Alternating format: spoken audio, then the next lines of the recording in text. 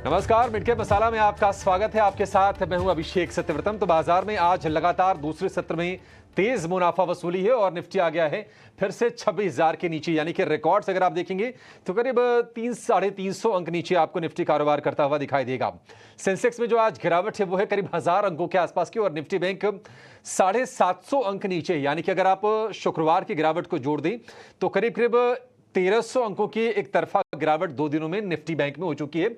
और उसकी वजह यह है कि जो बड़े बैंकिंग स्टॉक्स हैं, एचडीएफसी बैंक, आईसीआईसीआई बैंक, लगातार दूसरे दिन सेल ऑफ का शिकार हो रहे हैं लगातार तेजी दिखाने के बाद। सवाल यह है कि बाजार में आपकी रणनीति क्या होनी चाहिए। यहां से 3 घंटे के आसपास सत्र बचा है। थोड़ी देर में हम ये भी जानेंगे कि आपके लिए निफ्टी में 3 घंटे की रणनीति क्या होगी, मिड कैप में आपके लिए मौके कहां पर बन रहे हैं ये भी जानेंगे। और खबरों वाले शेयरों के साथ साथ जो भी गेनर्स और लूजर्स हैं मिड कैप स्पेस के, खास तौर से उन पर अपने एक्सपर्ट से हम एक एक करके रणनीति लेंगे और उनके हम मनपसंद ट्रेडिंग कॉल्स भी जानेंगे। लेकिन पहले आपके सामने 3 तस्वीरें लेकर आएंगे जिससे कहीं ना कहीं बाजार का और खास तौर से मिड कैप वाले शेयरों का मूड कैप्चर हो जाएगा। तो 3 तस्वीरें आपकी स्क्रीन पर और उसमें आप देखिए जहां पर धमाकेदार एक्शन हो रहा है। आईआईएफएल फाइनेंस, आरबीआई से राहत मिली थी, गोल्ड लोन के लिए लेकर पाबंदी हटाई गई थी। उसके बाद से हम देख रहे हैं कि आईआईएफएल फाइनेंस का शेयर चल रहा है। प्रधानमंत्री आवास योजना के तहत कुछ राहत मिली है, हडको का शेयर चल रहा है।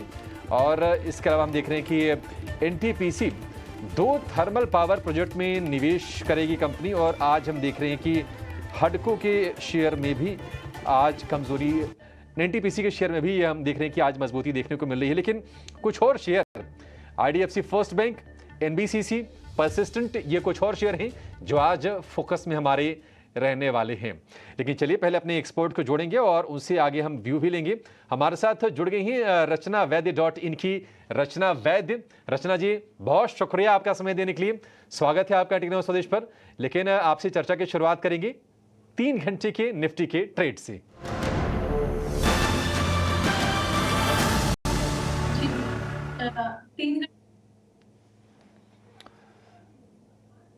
रचना जी, बाजार में कमजोरी 2 सत्र की तगड़ी वाली मुनाफा वसूली, मेटल को छोड़ दे तो कहीं पर भी बहुत कोई राहत दिख नहीं रही है।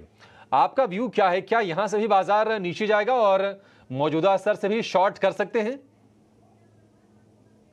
जी, मेरे व्यू के हिसाब से अगर देखा जाए, मेरे हिसाब से इंट्राडे का तो ये फॉल काफी स्ट्रॉन्ग है और काफी साइजेबल भी हो चुका है। और यहाँ से फर्दर इंट्राडे में गिरावट के लिए हम एडवाइस नहीं करेंगे कि हम इसको फर्दर शॉर्ट साइड पे प्ले आउट करें, क्योंकि रिस्क रिवॉर्ड रेशियो आपके फेवर में नहीं रहेगा। लेकिन अगर आप पोजिशनली देखें तो यहाँ पे मुझे लग रहा है कि थोड़ा फर्दर आने वाले 1 आध दिन और शायद निफ्टी हल्का सा रेड में रहने की कोशिश करेगा।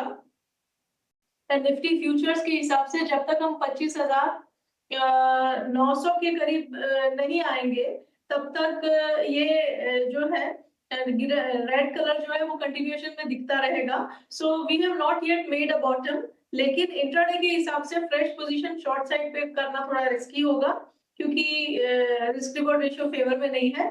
पोजिशनली आप अगर बने हुए हैं इसमें शॉर्ट साइड पे आज से ऑलरेडी, तो आप अपनी पोजीशन कंटिन्यू कर सकते हैं जब तक हम फ्यूचर्स पे 25,900 का नंबर नहीं देखें तब तक।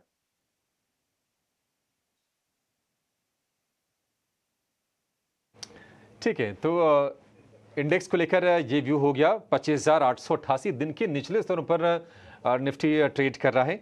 और अगर आप ब्रॉडर मार्केट को भी आज देखेंगे ना तो वहां से भी संकेत कमजोर ही हैं। 950 शेयर हैं इस वक्त तेजी के। और अगर हम गिरावट वाले शेयरों की बात करें तो उनकी संख्या है 1650।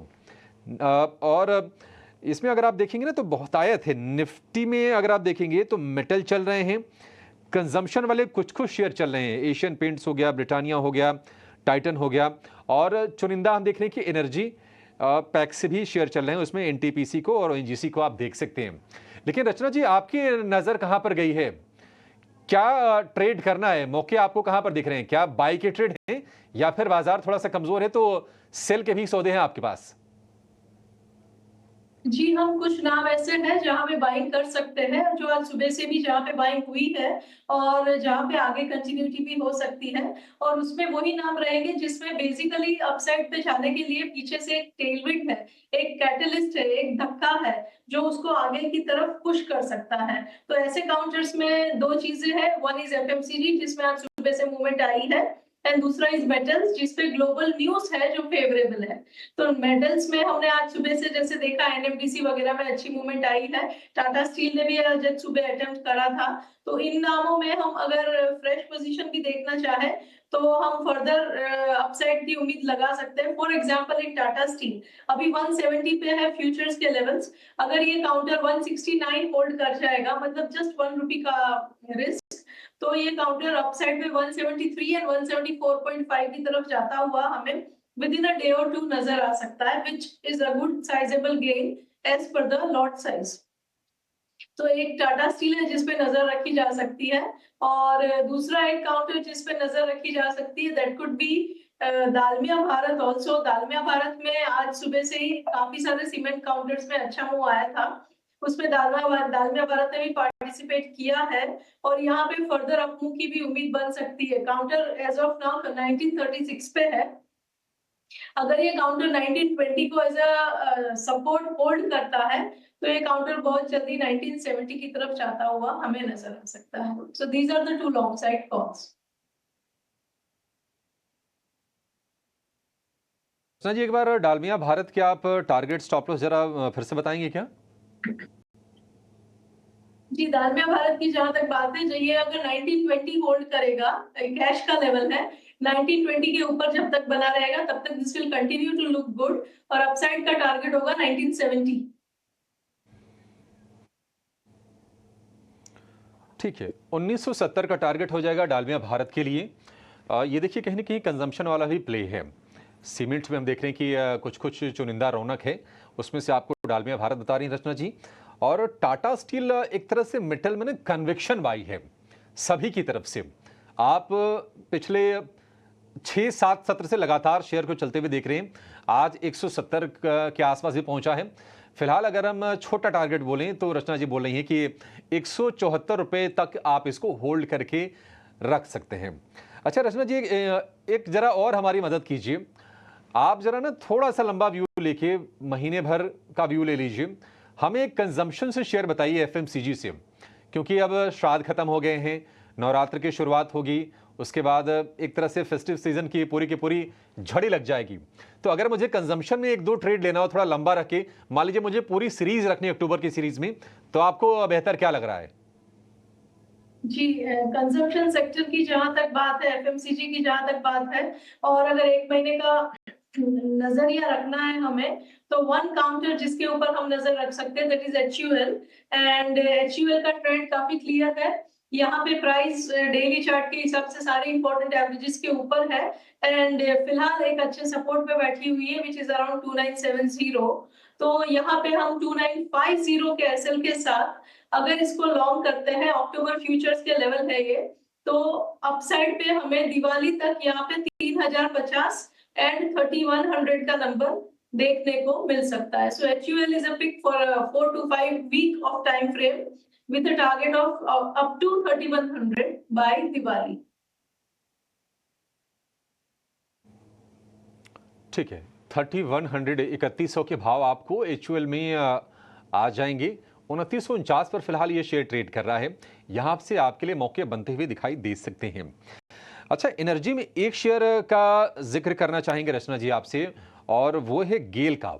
शुरुआत आज कमजोर हुई लेकिन बढ़िया रिवर्सल लोअर लेवल से इसमें दिखा है और अब ये डे हाई पर है, करीब करीब 0.25% के आसपास की तेजी के साथ 243 रुपए का भाव है। और हम देख रहे हैं कि लगातार इसमें तेजी बनी है, पिछले 7-8 सत्र से लगातार ये शेयर चल रहा है 210 रुपए के सपोर्ट से रिबाउंड करके। गेल में आप कितनी अभी तेजी देख रही हैं? क्या नई तेजी करनी है या फिर जिनके पास है स्टॉप लॉस ऊपर करते रहें और शेयर को होल्ड करें? जी, जहाँ तक नई तेजी की बात है, मैं गेल में नई तेजी तभी सजेस्ट करूंगी जब यहाँ पे पुल बैक आएगा। क्या पुल बैक आएगा? जरूर आएगा। कहाँ से आएगा? अराउंड 246 के लेवल से। अभी 243.3 पे है हम। 246 के आसपास जब पहुंचेंगे तब यहाँ पे एक हॉल्ट आएगा और उसके बाद एक माइनर पुल बैक भी आ सकता है। तो वो पुल बैक अगर आएगा and if it takes the prices around 235 वहां तक अगर लेके जाता है तो और तब हम एंट्री करेंगे ऑन अ फ्रेश बेसिस। ज्यादा फायदे में वही लोग रहेंगे जिन्होंने ऑलरेडी पोजीशन बना ली है, क्योंकि ये पोजीशन जो है करीब करीब 5-6 दिन से चल रही है। तो उनके उनके लिए ये है कि स्टॉप लॉस को ट्रेल करके 230 पे ले लेना चाहिए और ऊपर वाली साइड पे बुकआउट के लिए 246 का लेवल ध्यान में रखना चाहिए।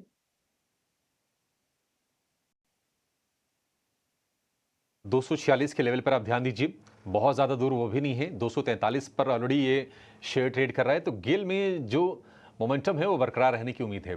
इस गिरावट 270 अंक नीचे है निफ्टी, और निफ्टी बैंक में है 750 अंकों की गिरावट। मेटल को और कुछ चुनिंदा कंजम्पशन वाली कंपनियों को छोड़ दें तो आज बाजार में चौतरफा बिकवाली है। लेकिन मिड कैप में कहां पर एक्शन हो रहा है, क्या खबरें आई हैं, कौन से शेयर गिर रहे हैं, ये तमाम अपडेट लेकर हमारे सहयोगी जिन्हें नागर हमारे साथ जुड़ गए हैं। जिन्हें बताइए कहां पर एक्शन है आज। जी, तो खबरों के दम पे बात करेंगे तो परसिस्टेंट सिस्टम फोकस में रहेगा। कंपनी ने एक एक्विजिशन किया है अर्का इन्फोसेक का 14.4 करोड़ का छोटा सा एक्विजिशन है, लेकिन ये एक्विजिशन के साथ ही कंपनी की एबिलिटी जो होगी डेटा प्राइवेसी, एआई गवर्नेंस और साइबर सिक्योरिटी ऑफरिंग्स की, ये काफ़ी स्ट्रेंथन होते हुए हमें नज़र आएगी। इसी के साथ एनबीसीसी दूसरा एक स्टॉक फोकस में है, क्योंकि कंपनी को एक NHAI के द्वारा 101 करोड़ का ऑर्डर मिला है प्रोजेक्ट मैनेजमेंट कंसल्टेंट वर्क के रिलेटेड। मूविंग ऑन, अगर हम अब दूसरे मिड कैप गेनर्स की तरफ नज़र डालें, कौन से शेयर में हमें तेज़ी नज़र आ रही है, तो वहाँ पे है APL Apollo tube invest of India, Tata chemicals, SAIL और सुप्रीम इंडस्ट्रीज जैसे स्टॉक्स। वहीं अगर अब हम लूजर्स की तरफ देखें, कहाँ पर हमें गिरावट नज़र आ रही है, तो वहाँ भारतीय Hexacom, Phoenix mills, Indian hotels, Prestige estates और IRB इंफ्रा।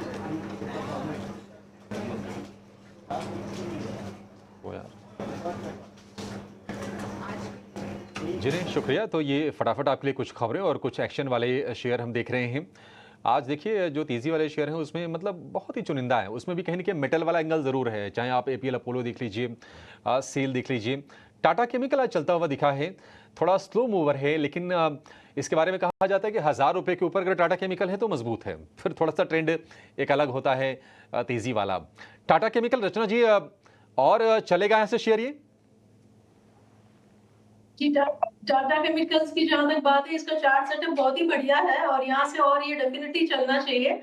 ऐसा नहीं है कि पुल बैक नहीं आएगा, वो आएगा। और ये काउंटर अभी 1100 पे है, ये करीब करीब 1070 तक जा सकता है।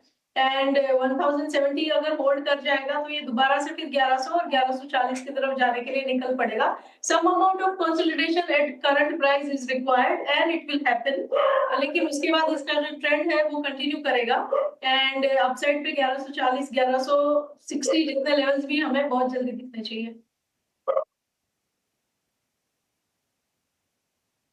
टाटा केमिकल्स में आपको और ऊपर के लक्ष्य दिखेंगे, लेकिन आज नहीं, और आज तो खैर चल ही रहे हैं मेटल, लेकिन मेटल काफ़ी दिनों से रौनक में है। जब से चाइना में स्टिमुलस मेजर्स लिए गए हैं, यानी कि खपत बढ़ाने को लेकर उपाय किए गए हैं, उसके बाद हम देख रहे हैं कि जोश बरकरार है मेटल्स का। निफ्टी मेटल के 15 में से 14 शेयर मजबूती के साथ कारोबार कर रहे हैं और इंडेक्स ने बनाया है नया हाई। तो मेटल चल क्यों रहे हैं और ये रैली कितनी टिकाऊ हो सकती है, इस पर ज़रा विस्तार से जानते हैं। हमारे सहयोगी विश्वमोहन हमारे साथ जुड़ गए हैं, जो कि कमोडिटीज़ को बहुत ही बेहतरीन तरीके से ट्रैक करते हैं। विश्वमोहन, बताइए क्या कुछ ट्रिगर्स बन रहे हैं, और यही बताइए कि ये जो रैली चल रही है मेटल्स की, क्या ये चलती रहेगी, इसकी उम्मीद है अभी आपको? देखिए, लगातार 7वें दिन ये तेज़ी है। और अगर शेयरों की सबसे पहले अगर बात करें तो यहाँ पर हिंडाल्को, JSW स्टील और वेदांता जैसे शेयर तो रिकॉर्ड ऊंचाई पर है। पहले हम बात कर लेते हैं कि 7 दिनों में इन शेयरों में कितनी तेज़ी आई है। तो टाटा स्टील देखिए 7 दिनों में 13% से ज़्यादा चल चुका है। वेदांता में करीब करीब 14% की तेज़ी है, नए रिकॉर्ड हाई पे है। हिंडाल्को रिकॉर्ड ऊंचाई पर है, हफ्ते भर में 12% की तेज़ी आ चुकी है। इसके अलावा JSW स्टील में 10%, नाल्को में 17% की तेज़ी आ चुकी है और सेल में करीब करीब 12% की तेज़ी हफ्ते भर में आ चुकी है। सबसे बड़ी वजह चीन से राहत पैकेज के बाद लग रहा है कि वहाँ के प्रॉपर्टी मार्केट में रिवाइवल होगा। प्रॉपर्टी में जितने भी मेटल्स के इस्तेमाल होते हैं वहाँ पर दाम बढ़ रहे हैं। कॉपर देखिए सितंबर में 11% से ज़्यादा की तेजी आ चुकी है। हफ्ते भर में कॉपर के दाम एलएमई पे 5.5% और कॉमेक्स पर कॉपर के दाम 7.5% बढ़ चुके हैं। सबसे ज़्यादा तेजी जिंक में आई है। जिंक में हफ्ते भर में 8% से ज़्यादा की तेजी और एल्युमिनियम में 6% से ज़्यादा की तेजी आ रही है। एक तरफ तो डिमांड आउटलुक में वहाँ पे सुधार दिख रहा है, इकोनॉमिक ग्रोथ में सुधार दिख रहा है। यूएस फेड से दरों में कटौती हुई तो लगा कि ग्लोबल ग्रोथ को भी उससे सपोर्ट मिलेगा और इसके बाद नवंबर में जब फेड की बैठक होगी तो ऐसी उम्मीदें लगाई जा रही है कि फिर से आधे % की कटौती होगी।